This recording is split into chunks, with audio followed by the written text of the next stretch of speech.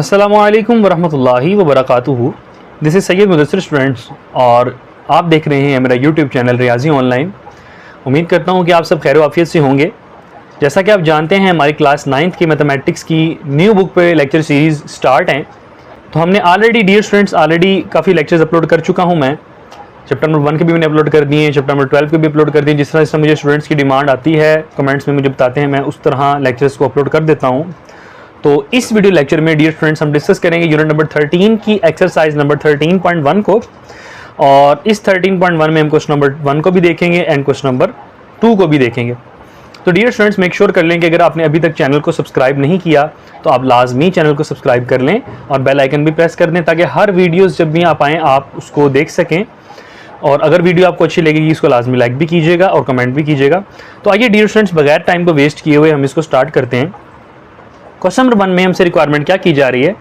Arshad rolls are dice. Arshad ने एक dice को रोल किया। डाइस जिसे आप लूडो का दाना डियर स्टूडेंट्स कहते हैं, ठीक है, जिसकी साइड्स थी लेबल्ड LMNOP डाइस। अब यहाँ पे जो हमारे पास अमूमन डाइस घर में हम लूडो का दाना होता है उसमें 1 से लेकर 6 तक होता है, 1 2 3 4 5 6। मगर जो अरशद के पास डाइस है उसकी जो फेसिस थे वो LMNOP और U था। अब कह रहा है व्हाट इज द प्रोबेबिलिटी, इसमें कि कितनी प्रोबेबिलिटी है कि डाइस कॉन्स्टेंट पे लैंड करेगा। देखिए डियर स्टूडेंट्स, अगर आपने इस सवाल को स्टार्ट करने से पहले आपने जो इंट्रोडक्टरी लेक्चर है मैंने इससे पहले अपलोड किया था वो आपने नहीं देखा तो मेक श्योर कर लें कि आप वो देख लें ताकि आपके सारे कंसेप्ट क्लियर हो जाएं कि प्रोबेबिलिटी होती क्या है। मैं फिर भी इसमें आपको थोड़ा सा गाइड कर दूंगा। तो आइए डियर स्टूडेंट हम इसको स्टार्ट करते हैं। सबसे पहले तो डियर स्टूडेंट्स आप प्रोबेबिलिटी को देखें। प्रोबेबिलिटी किसे कहते हैं? प्रिडिक्शन को कहते हैं। प्रिडिक्शन, प्रिडिक्ट करना। प्रिडिक्शन समझते हैं? प्रिडिक्शन में आपको कहता हूं आप कोई भी चीज़ को, फॉर एग्जांपल जो चीज़ फ्यूचर में होने वाली है उसके बारे में आप कोई बात अपने पास से अंदाज़ा, जिसे हम अंदाज़ा भी कह सकते हैं, ठीक है, अंदाज़ा, अंदाजे को हम कहते हैं प्रिडिक्शन लगाना। सपोज कर लें अगर एक यूज़र है वो हमारे पास एक कॉइन को टॉस करता है, तो कॉइन को जब टॉस करते हैं तो हमारे पास दो ही अंदाज़ा होता है ना, दो प्रिडिक्शंस होती हैं, प्रोबेबिलिटी उसकी 2 होती है, या तो हेड आएगा या टेल्स आएगा। ये बातें मैं आपको ऑलरेडी प्रीवियस लेक्चर में बता चुका हूँ। मैं बस इसमें आपको समझ लें कि सिर्फ हल्का सा इंट्रोडक्शन दे रहा हूँ। अब बेसिकली हमारे पास एक होता है S जिसे हम सैम्पल स्पेस कहते हैं। जो टोटल वैल्यूज स्टूडेंट्स हमारे पास होती हैं जिसकी हमने प्रोबेबिलिटी फाइंड करनी है उसको हम S कहते हैं, जो कि हमारे पास है LMNOPU। इसमें से हमने प्रोबेबिलिटी फाइंड करनी है। प्रोबेबिलिटी को बेसिकली हम अंदाज़ा कहते हैं, ठीक है, ये बात आप याद रख लें कि अंदाजन, ये हमारे पास बेसिकली कहलाता है S। और जब आप इसके साथ n लगा देंगे, n ऑफ s, इसको आप ns नहीं पढ़ेंगे, n ऑफ s पढ़ेंगे, तो इसके अंदर जितनी n के अंदर वैल्यूज हैं हम उसकी बात करेंगे। कितनी वैल्यू देखें? 1 2 3 4 5 6। n ऑफ s का मतलब है number of values. Number of values कितनी है इसमें? 6 है, ठीक है। मैं दोबारा बता देता हूँ, जो डाटा स्टूडेंट्स आपको गिवन होता है उसको हम s के साथ इंडिकेट करेंगे और उसको हम सेट में लिखेंगे, और उसकी जो नंबर ऑफ वैल्यूज होती हैं उसको हम n ऑफ s के साथ इंडिकेट करेंगे, ठीक है। अब आइए मैं आपको बताता हूं कि कॉन्सोनेंट्स क्या होते हैं। यहाँ पर उसने कहना कि कितनी प्रिडिक्शन है कि वो कॉन्सोनेंट पे ही आएगा। देखिए आपने जिस तरह इंग्लिश तो पढ़ी है उसमें आपको बताया जाता है कि एक वॉवल्स होते हैं और एक कॉन्सोनेंट्स होते हैं, ठीक है। वॉवल्स हमारे पास क्या होते हैं? A E I O U, ये हमारे पास होते हैं वॉवल्स, ठीक है। वॉवल्स भी कहते हैं या वॉवल्स भी कहते हैं। अदर देन दिस, यानी इन लेटर्स के अलावा जो भी लेटर्स होंगे वो सारे कॉन्सोनेंट्स कहलाएंगे, कॉन्सोनेंट्स, ठीक है। ये बात आपने याद रखनी है, कॉन्सोनेंट्स कहलाएंगे, ठीक है। अब सिर्फ और सिर्फ हमने वॉवल्स को इसमें स्किप कर देना है। इसमें यही पूछा जा रहा है कि कितनी प्रोबेबिलिटी है कि जब अरशद डाइस रोल करेगा तो हमारे पास डाइस लैंड करेगा कॉन्सोनेंट पे। अब जरा आपने गौर करना है कि इसमें से कॉन्सोनेंट्स कौन कौन से हैं। एक तो L कॉन्सोनेंट है, M भी, N भी, O कॉन्सोनेंट नहीं है, O वॉवल है, P भी कॉन्सोनेंट है और U भी हमारे पास वॉवल्स है। ये वॉवल है और ये भी हमारे पास वॉवल है, ठीक है। ये हम इसको यहाँ पे हटा देते हैं, इसको हम यूज़ नहीं करेंगे। तो ये हमारे पास वॉवल्स हैं, वॉवल्स को हमने यूज़ नहीं करना। तो इसका मतलब जो वैल्यूज़ हमने यूज़ करनी है, जो हमारी रिक्वायरमेंट है, डिज़ायर्ड आउटकम, उसको हम A के साथ इंडिकेट करेंगे, ठीक है। हमें किस किस चीज़ को हमें चाहिए क्या? हमें तो कॉन्स्टेंट्स चाहिए। तो कॉन्स्टेंट्स में क्या आ जाएगा? L M N और P। मतलब हम चाहते हैं कि इसमें से कितनी प्रोबेबिलिटी कि डाइस इन 4 वैल्यूज़ में से किसी एक पे लैंड करेगा। तो इसको स्टूडेंट्स हम इंडिकेट कर देंगे इसके नंबर ऑफ वैल्यूज़ को n ऑफ A के साथ, यानी number of values in A set, और वो कितनी है? 4 है।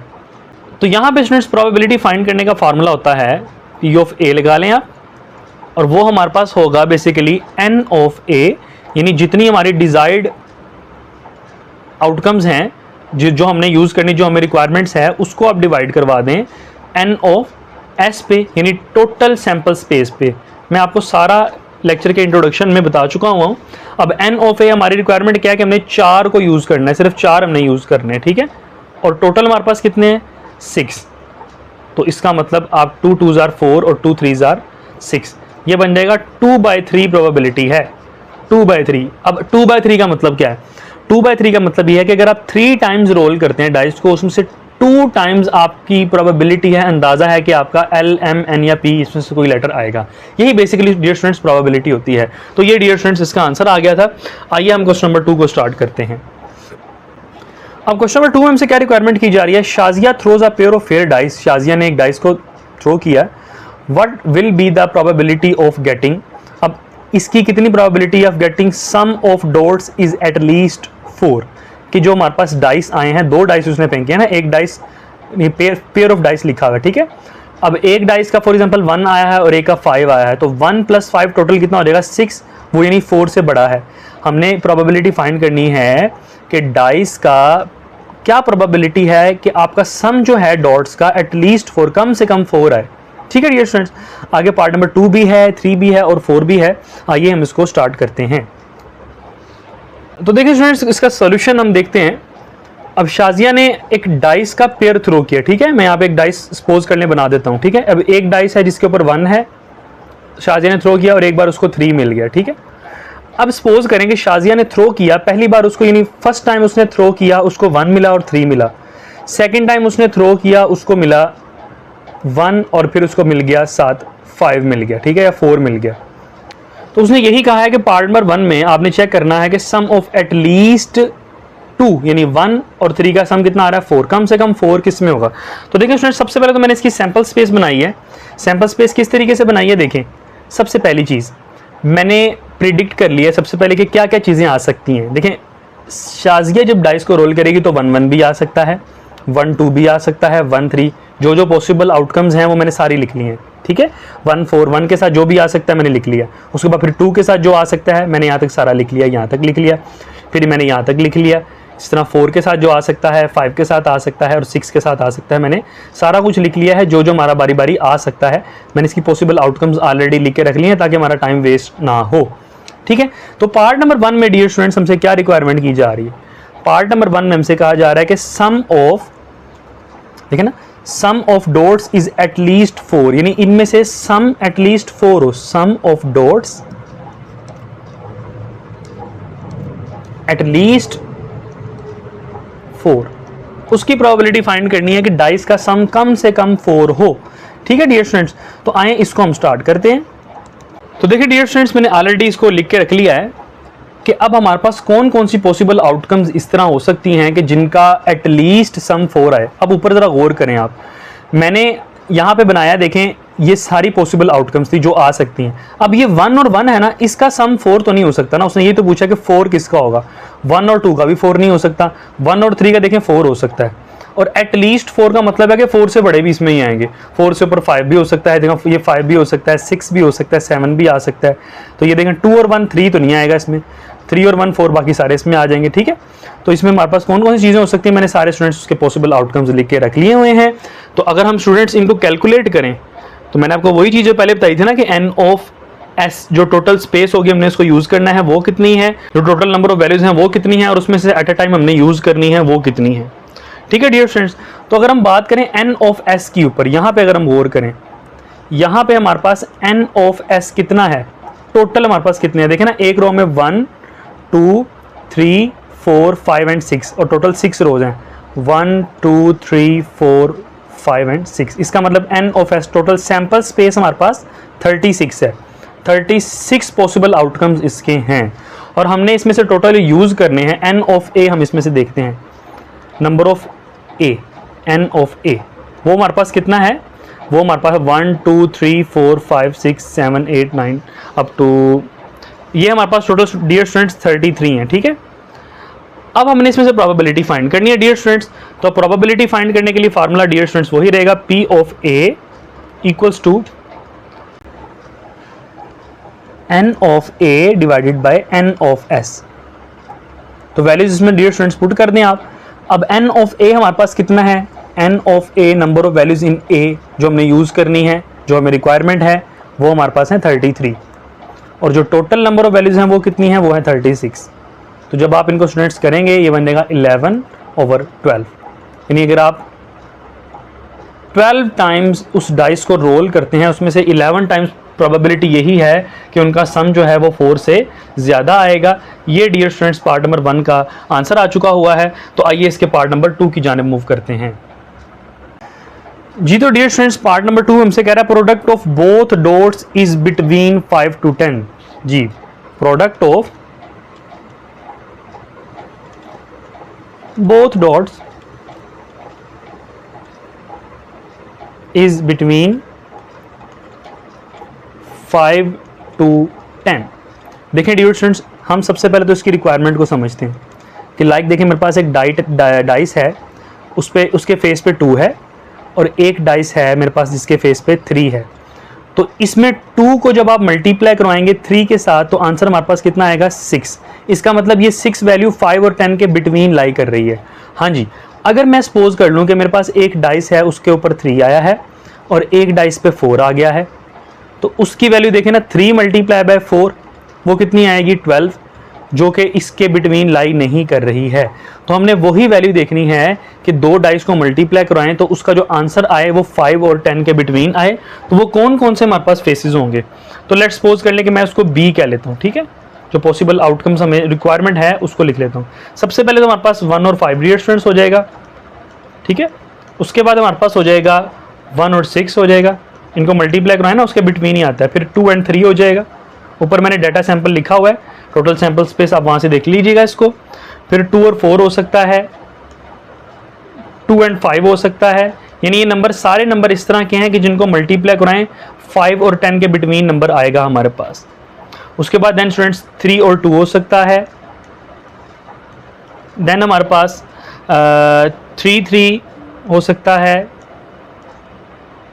4 और 2 हो सकता है, 5 2 आ जाएगा। उसके बाद हमारे पास 5 1 भी होगा इसमें, और इसी तरीके से सिमिलर हमारे पास 6 1 भी इसमें आ जाएगा। तो ये डियर स्टूडेंट्स सारी वो वाली वैल्यूज़ हैं जिनको हम मल्टीप्लाई करवाएंगे तो डियर स्टूडेंट्स हमारा जो आंसर होगा वो बिटवीन 5 to 10, यानी 5 भी उसमें इंक्लूड होगा और 10 5 से लेकर 10 तक आएगा। तो अब इसको सबसे पहले तो हम कैलकुलेट कर लेते हैं कि टोटल नंबर ऑफ वैल्यूज़ कितनी हैं।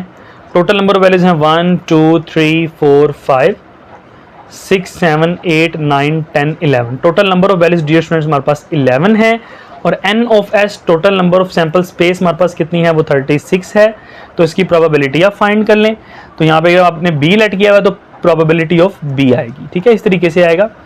तो n of b divided by n of s, जी कितनी है जी, 11 है। पॉसिबल आउटकम्स 11 है और total number of sample space वो 36 है।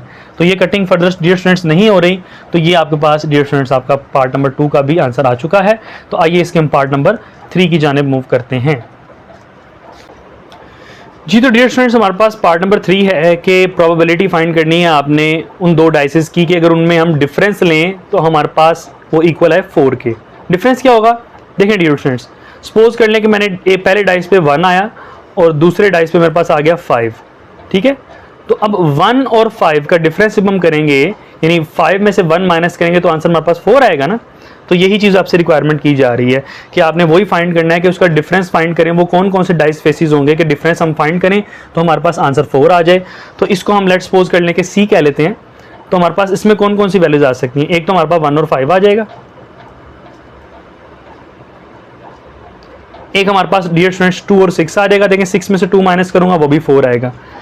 एक हमारे पास डियर स्टूडेंट्स 5 और 1 आ जाएगा, पहले का 5 दूसरे का 1, और देन उसके बाद हमारे पास एक 6 और 2 आ जाएगा। इसके अलावा कोई भी इस तरह के फेसेस नहीं है कि जिसको हम माइनस करें और हमारे पास आंसर 4 आ जाए। तो n of C total number of values in C कितनी है, 1 2 3 4 हैं। और इसी तरह total number of values in sample space कितनी है, दैट इज़ 36, जो ऊपर मैंने आपको ऑलरेडी बताया है। तो इसको फार्मूला फाइंड करेंगे, P of C, probability of C is equals to N of C divided by N of S, total number of space. ये बनेगा 4 divided by 36, 4 1s are 4, 4 9s are 36। तो इसकी प्रोबेबिलिटी स्टूडेंट्स होगी 1/9। 1/9 का मतलब है 9 times dice को role करेंगे, उसमें प्रोबेबिलिटी है कि एक बार तो कम से कम आपका डाइस ये आएगा ही आएगा कि जो दानों को हम प्लस करेंगे, उनके नंबरों को प्लस या माइनस करेंगे तो हमारे पास आंसर जो आएगा वो 4 आएगा। तो आइए इसके लास्ट पार्ट नंबर 4 की जानिब हम मूव करते हैं जी। तो डियर स्टूडेंट्स, पार्ट नंबर 4 हमसे कहा जा रहा है number at least 5 on the first dice, कम से कम 5 नंबर हो एक डाइस पे, और at least 4 on the second dice, यानी दूसरे डाइस पे कम से कम नंबर 4 हो। तो उसमें कम से कम का मतलब 4 भी शामिल होगा, 5 भी शामिल होगा और उसमें 6 भी शामिल होगा। डाइस में सिर्फ 6 ही होते हैं, ठीक है डियर स्टूडेंट्स। तो सबसे पहले तो मैं इसको लेट कर लेता हूँ कि इसमें हमारे पास वैल्यूज कौन कौन सी आएंगी। डी में सबसे पहले तो हमारे पास रहेगा 5, पहले डाइस पे 5 और दूसरे पे 4। एक तो केस ये हो सकता है, दूसरे में पहले पे 5 और दूसरे पे फिर 5, दूसरा केस ये हो सकता है। तीसरा केस ये हो सकता है कि पहले पे 5 और दूसरे पे 6 आ जाए, ठीक है। कम से कम 4 का मतलब यही है ना कि कम से कम 4 और 5 का मतलब यही कि 4 और 5 से नीचे नहीं हम जाएंगे। और उसके बाद हमारे पास दूसरा केस हो सकता है कि पहले डाइस पे हमारे पास 6 आए और दूसरे पे 4 आ जाए, इसी तरीके से 6 आए और 5 आ जाए, और उसके बाद इस तरह 6 आए और 6 आ जाए। ये पॉसिबल आउटकम्स हमारे पास हो सकती हैं। तो ये टोटल नंबर ऑफ वैल्यूज हमारे पास कितनी हैं, 1 2 3 4 5 6। N of D, total number of values in D कितनी है जो पॉसिबल आउटकम्स हो सकती हैं, वो 6 हैं। नंबर ऑफ सैम्पल स्पेस कितना है डियर स्टूडेंट्स हमारे पास, वो ऑलरेडी हमने फाइंड कर लिया था, दैट इज 36। तो प्रोबेबिलिटी फाइंड कर लें, probability of find D is equals to N of D divided by N of S. तो एन ऑफ डी कितना है, 6 डिवाइडेड बाय 36। तो 6 1s are 6, 6 6s are 36। तो ये 1/6 हो जाएगा, मतलब 6 टाइम्स डाइस को रोल करते हैं, उसमें से 1% प्रोबेबिलिटी ये है कि एक चांस ऐसा होगा कि हमारे पास ऐसा डाइस आएगा कि एक पे 5 होगा और एक पे 5 से बड़ी होगी वैल्यू और एक पे 4 से बड़ी होगी। तो ये आज के साथ डियर स्टूडेंट्स हमारा क्वेश्चन नंबर 1 और 2 कंप्लीट हुआ जाता है। उम्मीद करता हूँ कि डियर स्टूडेंट्स आपको लेक्चर समझ आया है। अगर आपको वीडियो हेल्पफुल लगी है, डियर स्टूडेंट्स समझ आया है, तो आप वीडियो को लाजमी लाइक करें, नीचे कमेंट भी करें, और तब तक के लिए मुझे इजाज़त दीजिए। अपना ख्याल रखिएगा। अस्सलामु अलैकुम वरहमतुल्लाहि वबरकातुहू।